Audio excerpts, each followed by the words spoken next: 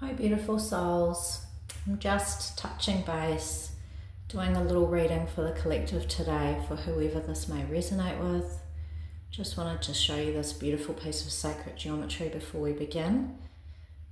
This is something I've been working with lately and creating some flower essence and some crystal elixirs combined with rose flower essence within this beautiful sacred geometry as the foundation and core, with Tibetan quartz and amethyst as well.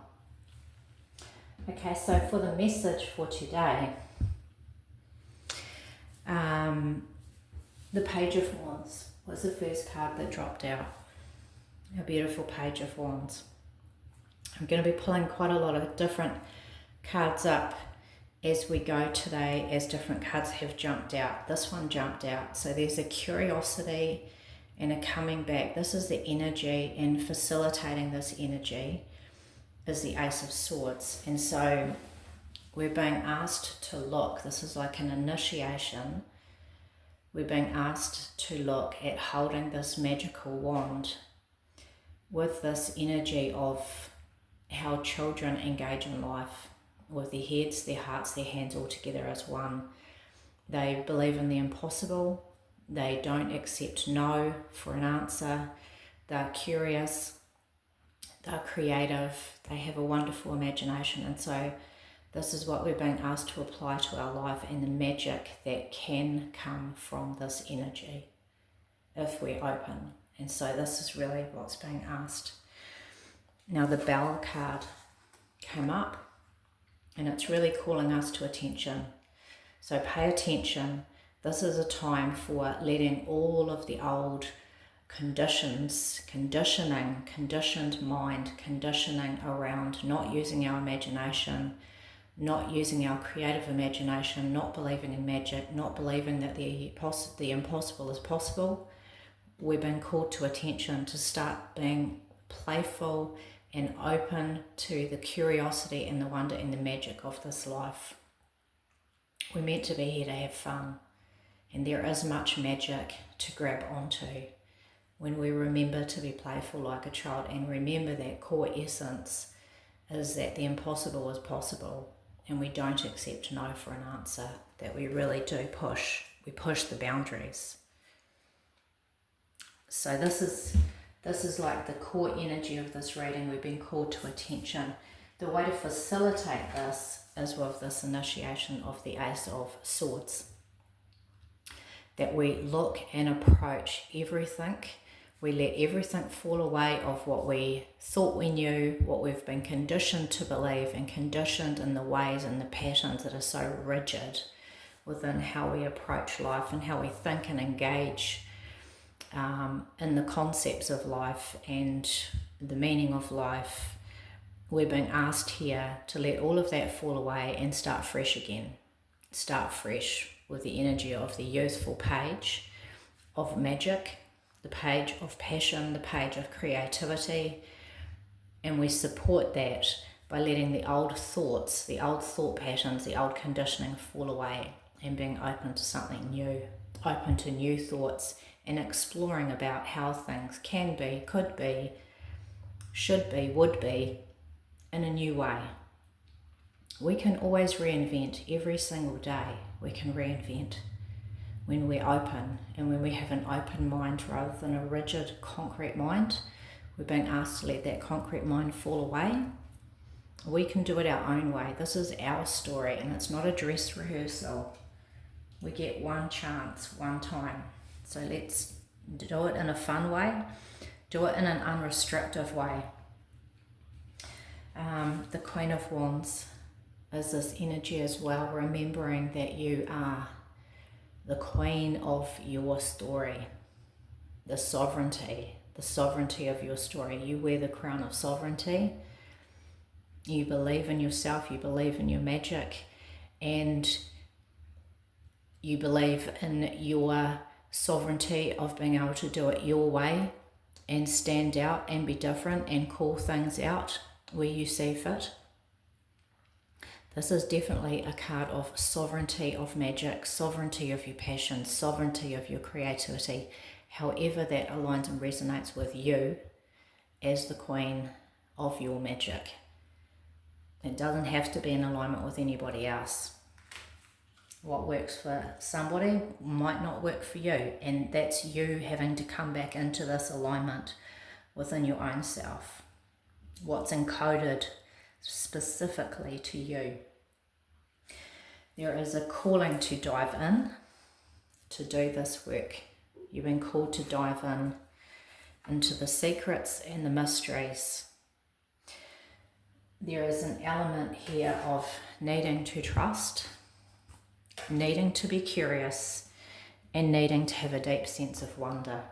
So be playful like that page of energy again. Have that deep sense of wonder like children. They have wonder, they're curious, they ask questions, and they keep asking questions, and they just want to go up that path.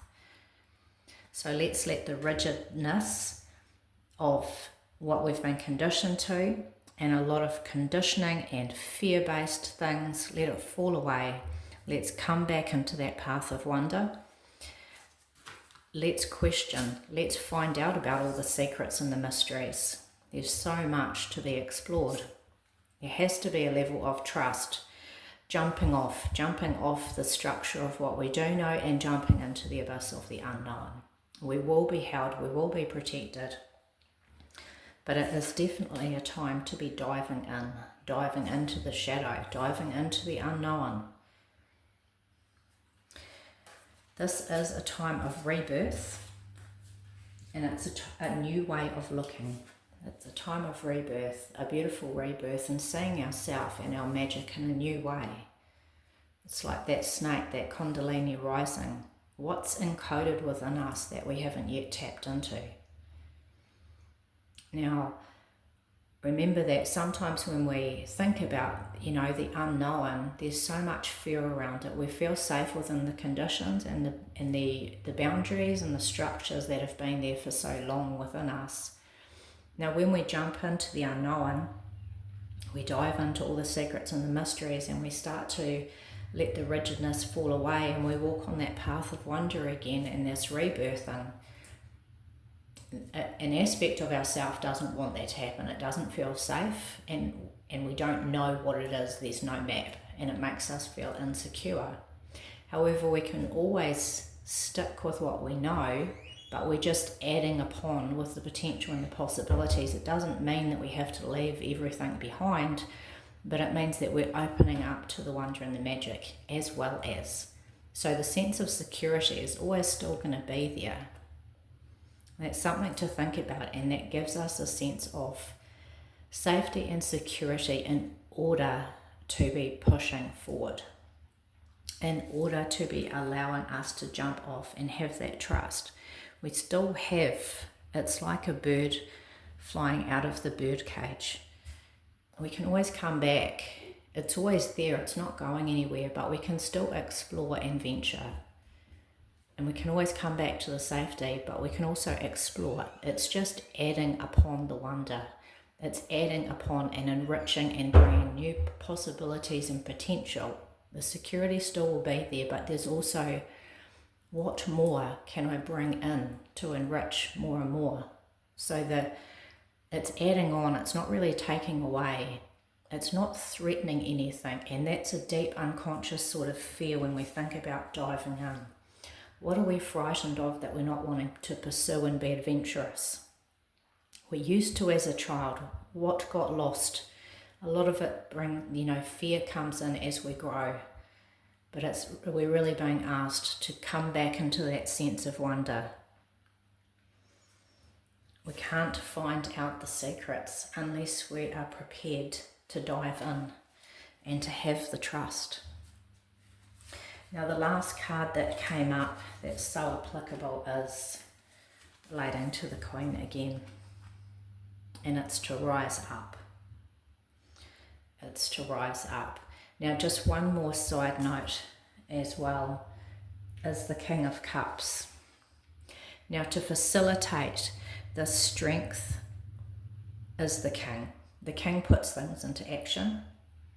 The King is very much at one with his emotions, he's at one with all of his emotions, not just the good feeling ones. He's at one with all of the fears, all the doubts, all the insecurities. And he has, I've got another tarot deck, and it's the stork bird, and he's the King of Wands within this deck, and he's a stork sort of bird. He's got very long legs, and so his emotions are represented in the water that's surrounding his legs, but because his legs are so tall, he has the ability to look up, like that's the bird's eye view. So he is immersed completely within his emotions. They're all around him, but he also, being the king, he looks down and he is immersed within them, but he has the ability to have the separation enough within himself that they're not overwhelming him. They're not like waves engulfing over his head. He has that ability to see things within a clear perspective. And so we're being asked to put our emotions and any fears into a clear perspective when they're not overwhelming us. Remember that we're sovereign, and that really stands with the King of Cups. We're sovereign over our emotions, and we speak and we sit with all of them. We don't, what is the word? We don't discriminate on the feelings that we have. We don't discriminate them. We just see them all, and we can be with them all. And the more we can do that, the more power and the sovereignty that we ultimately have. So this is definitely a reading of rising up, remembering our youthfulness, of coming back to the essence of how we were when we were children, where we were extremely curious.